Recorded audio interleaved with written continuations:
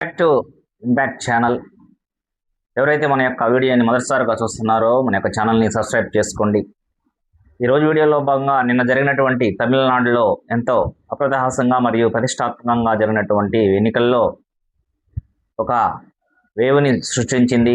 అది ఎలాగంటే నిన్న జరిగినటువంటి పోలింగ్ సరళిని గమనించినట్లయితే దాదాపు 1952 తర్వాత ఇంత హైయెస్ట్ నమోదు కావడం అనేటువంటిది ఎంతో విశేషం.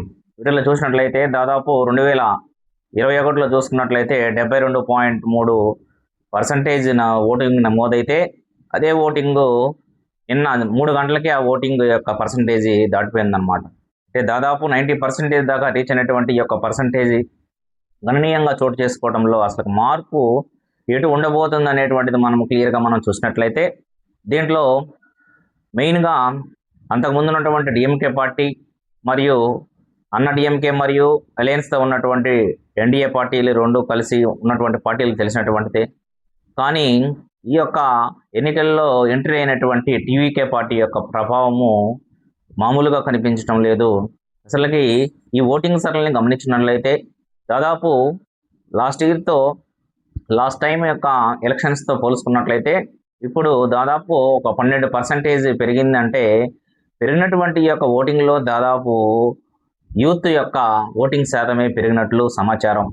వీటిలో భాగంగా ఏదైతే 18 నుంచి 35 ఇయర్స్ లోపల ఉన్నటువంటి వాళ్ళ యొక్క ఓట్ని యూజ్ చేసుకున్నటువంటి వాళ్ళల్లో మెయిన్గా ఏజ్ గ్రూప్ వాళ్ళు ఉండటం అనేటువంటిది కూడా ఈ యొక్క మెయిన్గా ఈ యొక్క టీవీకే అధినేత విజయ్ ఒక ప్రకంపనం సృష్టించబోతున్నాడా లేకపోతే నూతన అధ్యాయం రాయబోతున్నాడా అనేటువంటిది వేచి చూద్దాము. ఏదేమైనా సరే అక్కడ డిఎంకే పార్టీకి మరియు అన్న డిఎంకే పార్టీ మరియు ఎన్డీఏ వాళ్ళకి దాదాపు వీళ్ళు ముగ్గురులో ఒక ట్రయాంగిల్ యొక్క పోటీ ఉండబోతుందని 100% మనం చెప్పగలము. ఏంటంటే ఎవరు కూడా ఈ యొక్క 254 స్థానాలలో పోటీ చేసినటువంటి అందరూ దాదాపు యునానిమస్గా గెలవాలంటే 118 సీట్లు పైన రావాల్సినటువంటి అవసరం ఉంది. వీటికి ఏ పార్టీకి వస్తాయి అనేటువంటిది చూసినట్లయితే దాదాపు ఈ యొక్క ఓటింగ్ సరళిని గమనించినట్లయితే మ్యాక్సిమము ఇక్కడ క్రాస్ ఓటింగ్ జరిగినట్లు మనం చెప్పవచ్చు. ఎందుకంటే మెయిన్గా యూత్ టీవీకే పార్టీకి పట్టం కట్టబోతున్నారు, టీవీకే పార్టీకి విజయ్కి వాళ్ళు ఓటింగ్ వేశారు అని కూడా మనకి తెలుస్తుందన్నమాట. ఈ యొక్క ఓటింగ్ సరళిని బట్టి కానీ లేకపోతే ఓటర్స్ యొక్క నాడిని బట్టి కానీ దేశ విదేశాల నుంచి వచ్చి మన యొక్క ఎన్నడూ లేని విధంగా అంత యూత్ వచ్చారు అన్నట్లే చూసినట్లయితే యూత్ ఫాలోయింగ్ ఉన్నటువంటి విజయ్ కోసమే వచ్చినట్లుగా మనకు అనిపిస్తుంది. ఏదేమైనా ఈ యొక్క విషయము ఈ యొక్క ఓటింగ్ పర్సంటేజ్ యొక్క ఇంక్రిమెంట్ని గమనించినట్లయితే ఒక భారీ మార్పుకి రాబోతుంది అని కూడా మనము గమనించవచ్చు. ఇంకా చూసినట్లయితే ఈ మధ్య కాలంలో జరిగినటువంటి ఏపీ ఎన్నికల్లో చూసినట్లయితే భారీ ఓటింగ్ నమోదు కావటము, భారీగా ప్రజలు రావటము అనేటువంటిది ఒకసారి గమనించినట్లయితే అది ఏదో భారీ మార్పుకే వస్తుందని మనం ఎక్స్పెక్ట్ చేశాము. ఆ భారీ మార్పుని చేంజ్ని ఆంధ్ర ప్రజలు కూడా చూపించారు. కొన్ని పార్టీలు 151 స్థానాల నుంచి 11 స్థానాలకు పడిపోయారు. ఆ మార్పు ఏంటో అప్పుడు అర్థమైంది.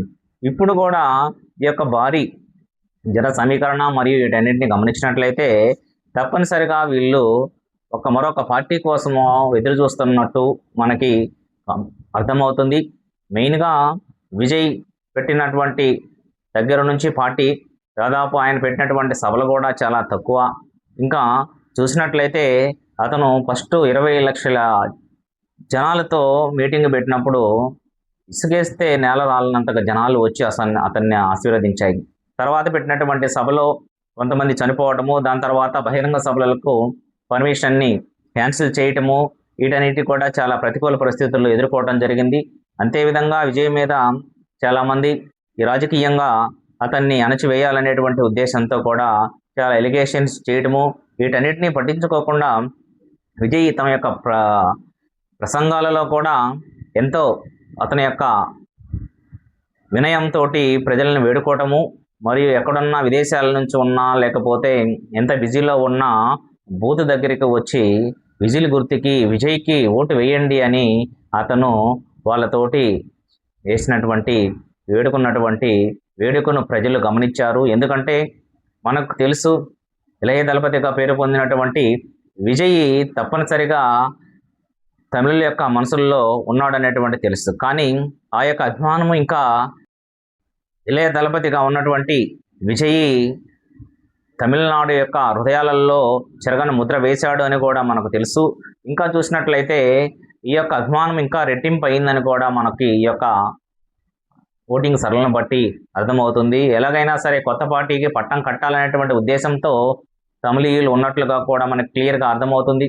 ఏదేమైనా సరే దాదాపు 3 ఫేజుల్లో ఫినిష్ అయినటువంటి ఈ యొక్క ఓటింగు ఇంక 29వ తారీఖు వెస్ట్ బెంగాల్లో ఫైనల్ ఫేజ్ ఉంది. కాబట్టి వీటి అయిపోయిన తర్వాత ఎగ్జిట్ పోల్స్ కూడా రావడానికి అవకాశాలు ఉన్నాయి. అప్పుడు ఆటోమేటిక్గా మనకు తెలిసిపోతుంది. ఈ మధ్యలో దాదాపు చూసినట్లయితే ఈ యొక్క నిన్న జరిగినటువంటి ఓటింగ్ను మనం పరిశీలించినట్లయితే దాదాపు ఈ యొక్క విజయ్ వైపు తమిళీయులు మొగ్గు చూపారు అని చెప్పడంలో ఎటువంటి డౌట్ లేదనమాట. ఎందుకంటే దాదాపు 2021లో 73% ఉన్నటువంటి ఓటింగ్ సరళి దాదాపు 90% పైగా వచ్చింది అంటే ఇది గణనీయమైనటువంటి మార్పుకు జనాలు కోరుకునేటువంటి మార్పుగా కూడా మనము చూడొచ్చు. ఈ యొక్క మార్పు అనేటువంటిది తప్పనిసరిగా ఊహించినటువంటి మార్పు కూడా మనము ఊహించవచ్చు. ఎందుకంటే అది విజయ్ రావటంతో అతని యొక్క ప్రచార భాగాలలో కానీ అతను చూపించినటువంటి ప్రచార యొక్క శైలి కానీ లేకపోతే అతని మీద ఉన్నటువంటి అభిమానం కానీ అతన్ని 100% ఈ యొక్క విజయం వైపు నడిపిస్తుంది అని కూడా మనకి అర్థమవుతుంది ఈ యొక్క విధానాన్ని బట్టి.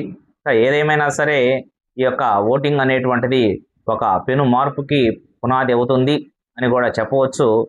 అతి తక్కువ సమయంలో అతి తక్కువ సభలు పెట్టి ప్రజల యొక్క హృదయాలను గెలుచుకున్నటువంటి విజయ్ తన యొక్క పేరులోనే విజయ్గా ఉన్నటువంటి అతని యొక్క విజయ కేతనం ఎగరవేయబోతున్నాడు అనేటువంటిది వేచి చూద్దాము ఎలా ఉండబోతుందో.